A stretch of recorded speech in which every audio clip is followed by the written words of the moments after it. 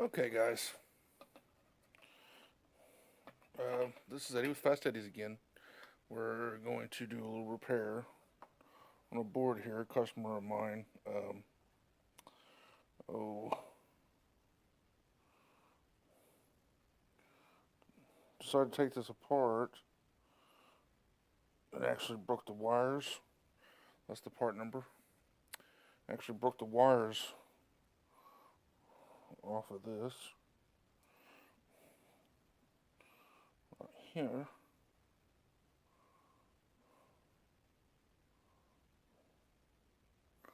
little too much glare, I guess.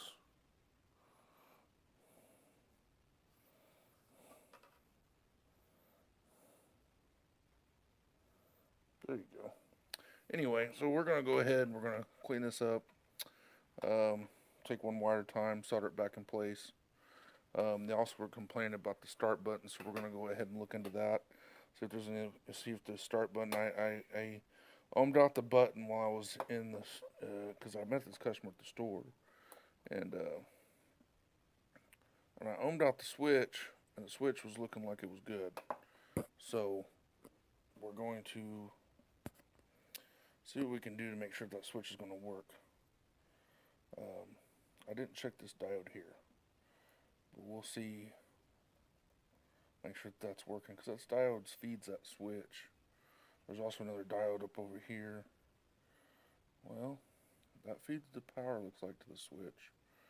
And then comes off that switch into that diode right there. So I wonder if that diode's bad. If that diode's bad, then we can just replace that guy. And then not have to worry about anything else. So we're going to look at that diode too. Um, let's see here. But I do believe she said that this is the switch that starts. When you hit start, that you hit that and it starts. So, and then if that's the case, then we should just be able to look at that switch and diagnose that trace to the controller. Um, but first things first. Let's get the wiring done on this. Let's get some flux on it. Got our trusty soldering iron here. Um, Still working good. Powered on. Need to put it in a tip. That'll work. We'll just put this guy in there. Flat bay tip. I got me a couple tips since we all talked last time. Got me this guy right here because I ended up just drilling some holes in it.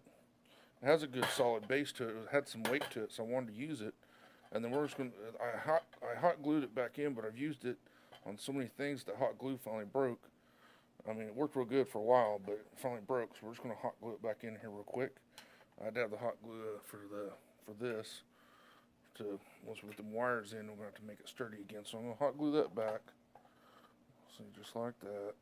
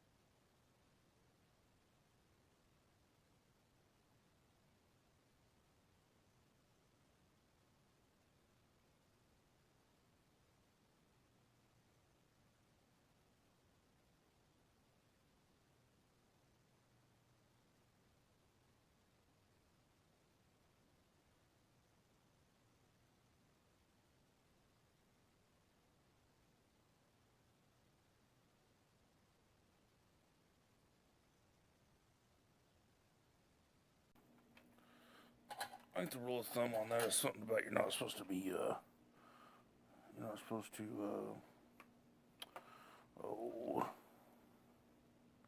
put the solder on before you put it on, before you, touch your, you're not supposed to put solder on the tip, but see, I work with, I use flux, on the piece itself, so I can get away with putting the solder on the tip and then putting the tip on the work.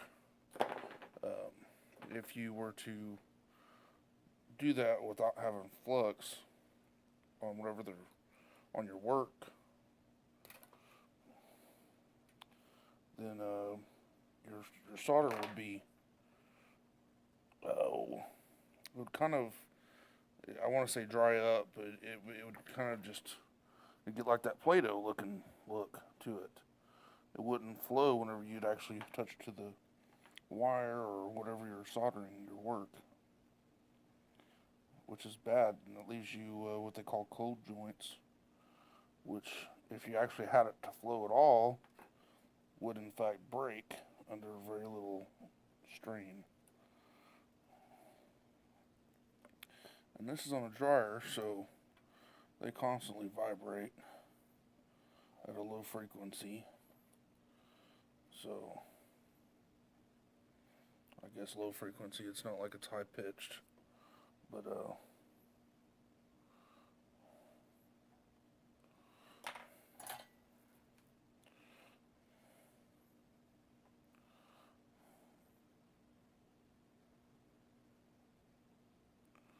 on a dryer, you would want to make sure that you don't have a bad solder joint on something like this.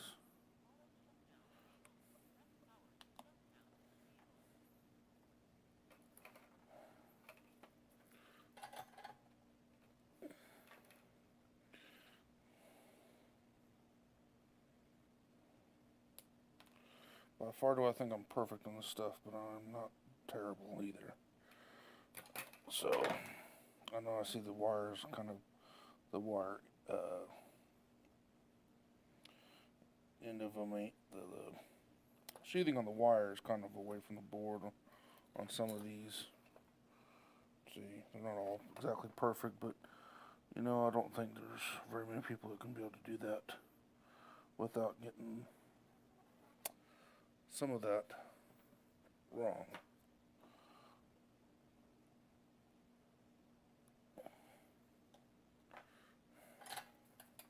Last one. About time.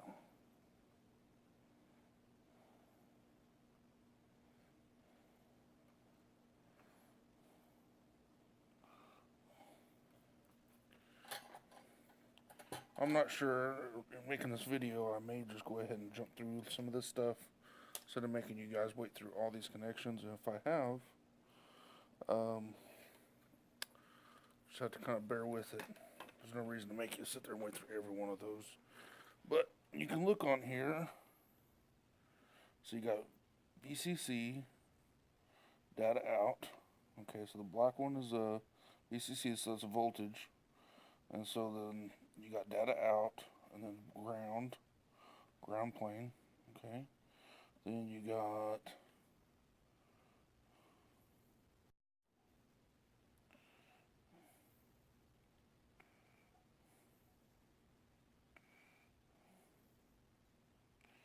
strobe.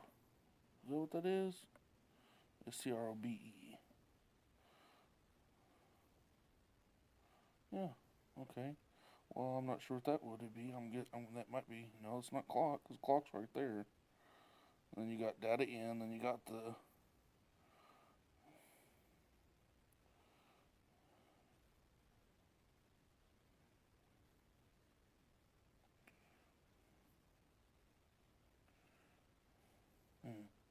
not sure what some of them are.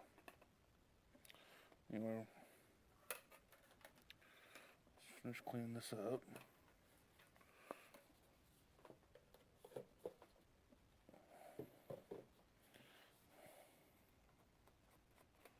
I got a brush for that.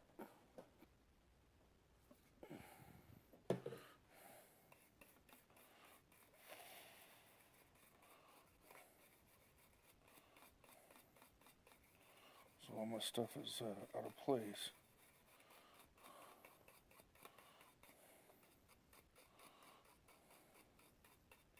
During the fall, I'm wanting to get my garage together to be able to handle more of this stuff. Get some, want to run some wiring and stuff out there. In summertime, it's just a little hot to even be worried about it.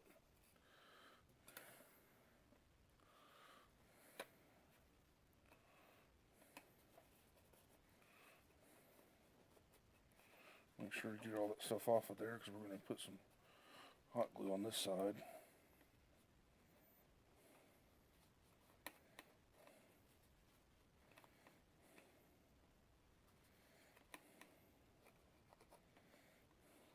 I did want to hit this one spot over here.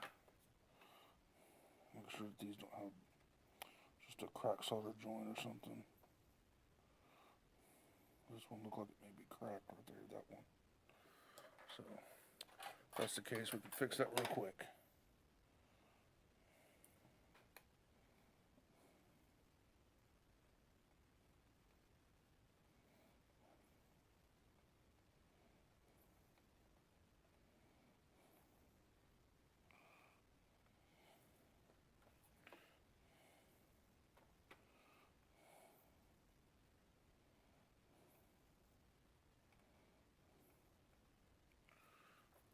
Fix that real fast.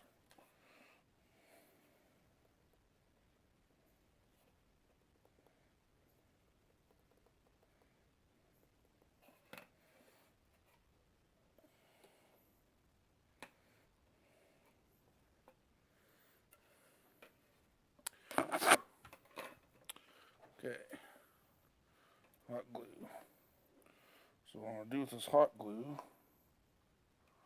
get it up right next to it right there. Just like that.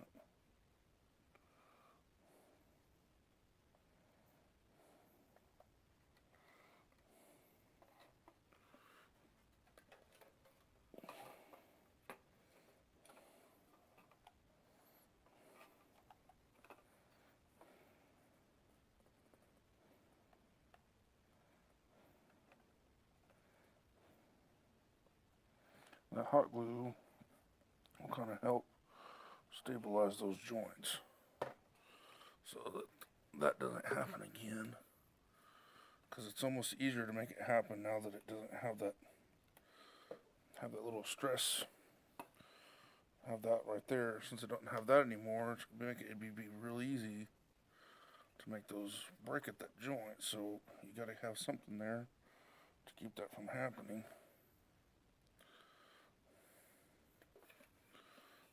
And hot glue's flexible too, you know. It'll actually probably hold up a little better instead of, you know, just breaking right there. But it'll work good.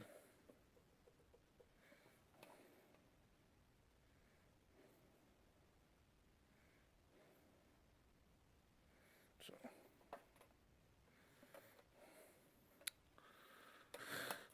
Alright, now I want to check this diode right here for that start.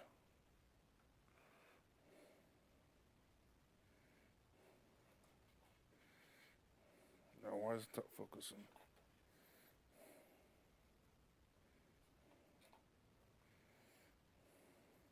There we go. Yep, that diode right there. We're going to check that guy.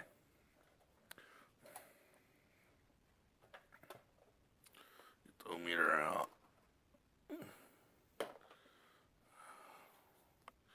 These came from eBay, just so you know. I think I got them in like a week. In fact, I think these were the faster ones.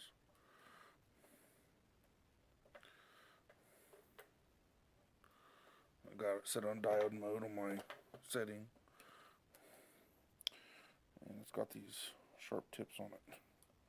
Real fine tips.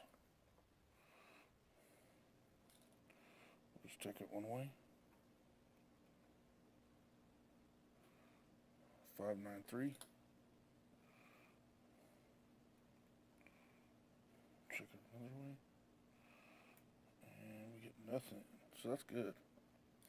Let's just double check it with one over here.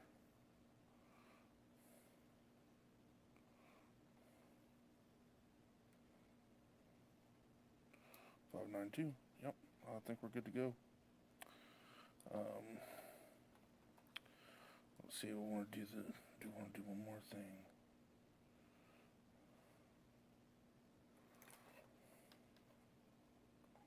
I need to clean these up now.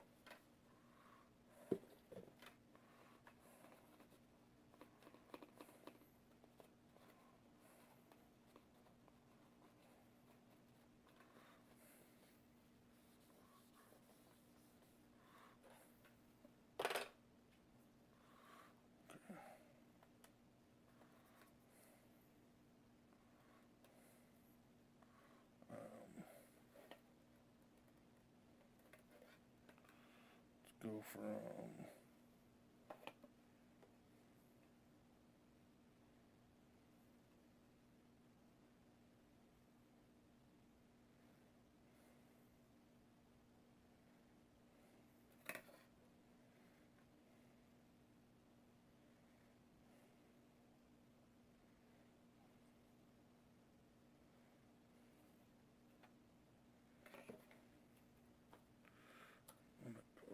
right here.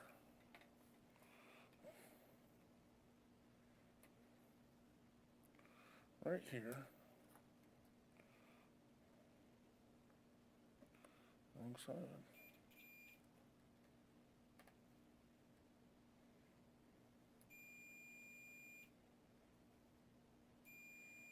Hear that?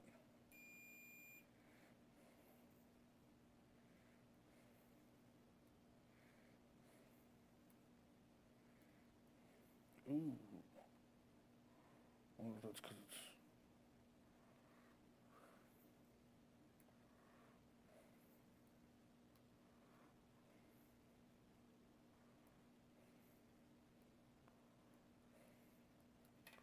Let's flip that back.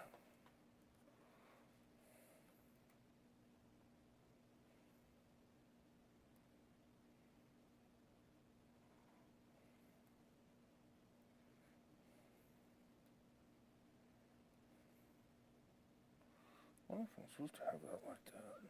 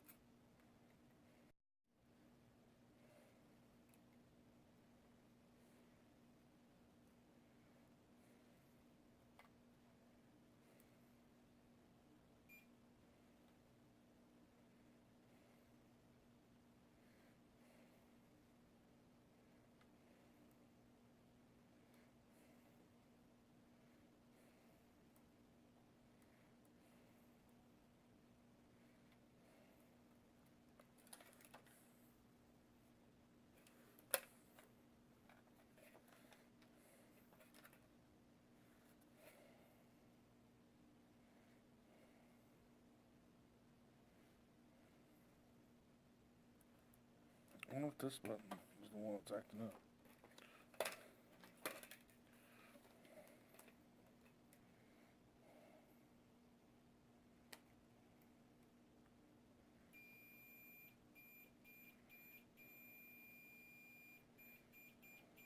Seems to be working.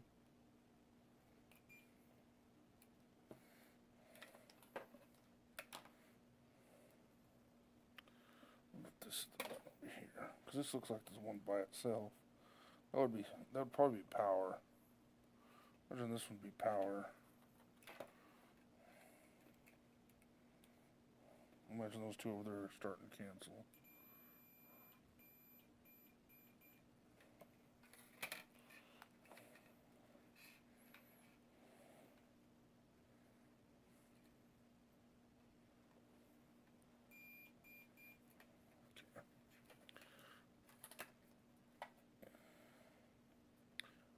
Well, I think the buttons are working.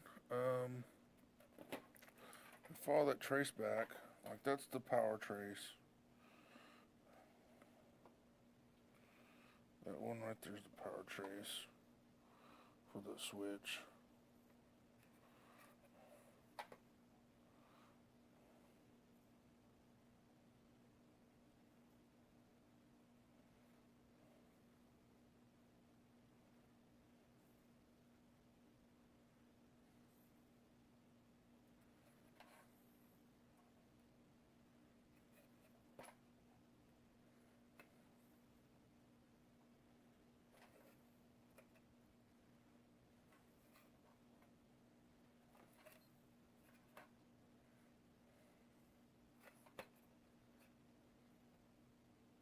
I guess it wouldn't be a power trace. It's got a multi-layer there because it's feeding back into other switches.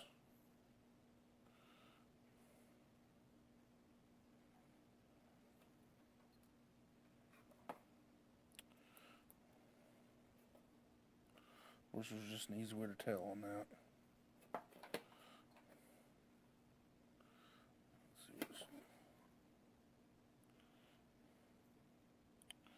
I think all this is pretty much supposed to do.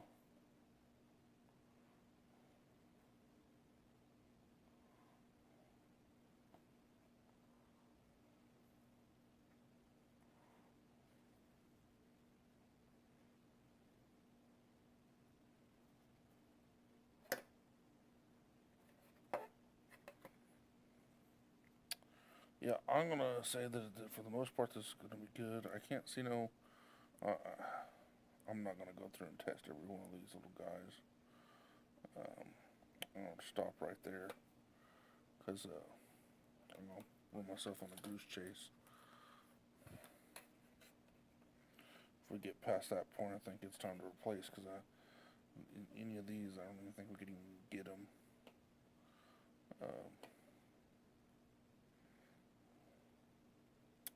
So we're gonna stop there. Looks like it's gonna work. We have another issue with the unit. Just gonna have to wait till tomorrow to find out.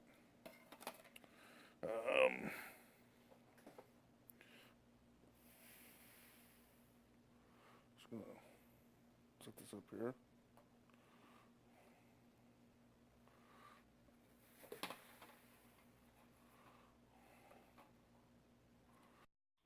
All right, guys.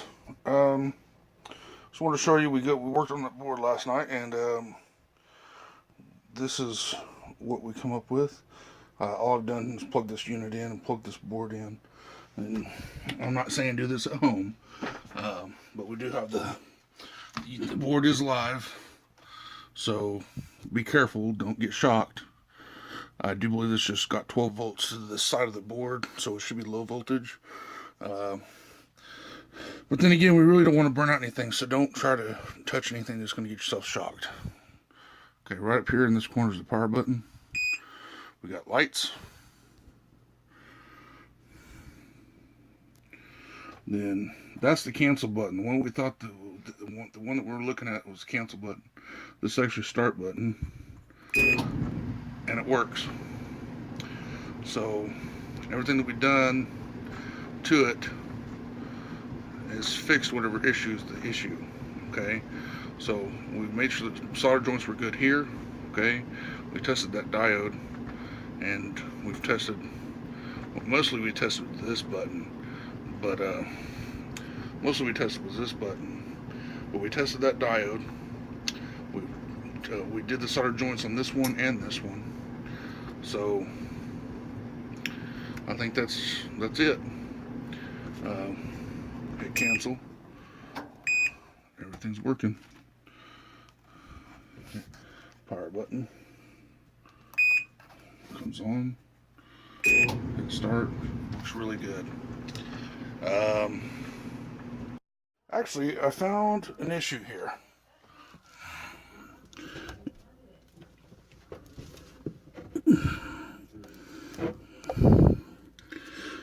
If you look right there,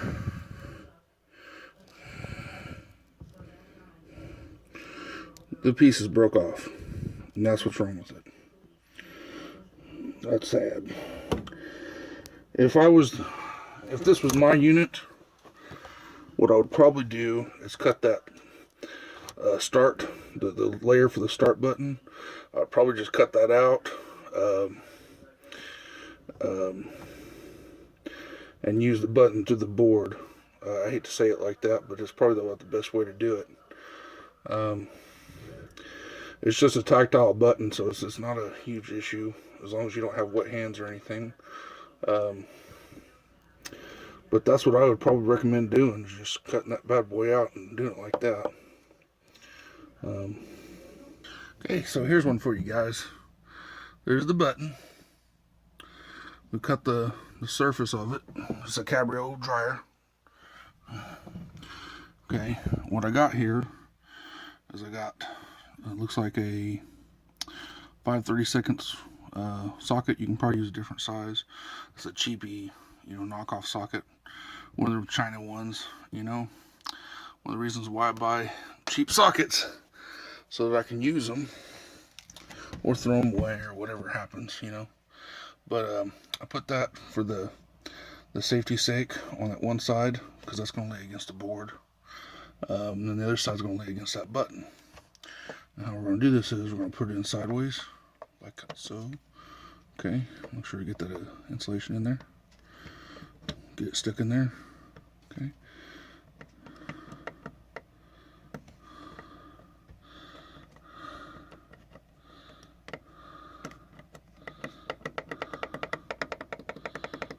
So, here, start up. There we go. That easy. I would probably stick like a vinyl sticker or something like that over the top of it to kind of protect it. But that is thinking outside the box, is what that is, in my opinion.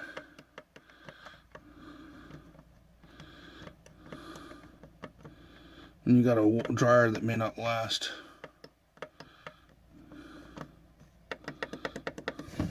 how many years, over the control board stuff. Why spend, the money on a touch panel when you get something like that to work? You could probably use plastic. Would be a lot better idea to use than metal, obviously. But in this circumstance, it's what I had. The customer's not, they don't have no complaint about it, as long as they have something to use. So,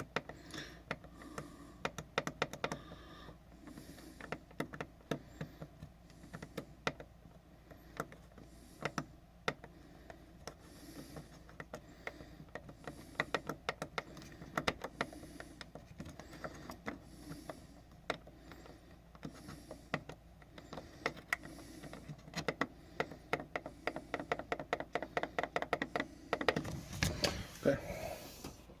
Alright, thanks guys. That's just a quick engineering way to get that taken care of. Now, if you have a dryer that's not drying or not starting like that, it's not the best idea just to go for that button right off the bat. Make sure it's not a door switch, dryer belt switch, thermals, anything like that. Don't just do this first. Check everything. Use a voltmeter. Don't just, or at least visually check it and make sure that piece is broken. Alright, thanks. But yeah, thank you very much. Like if you like this installment. Thumbs down if you didn't like it. Subscribe.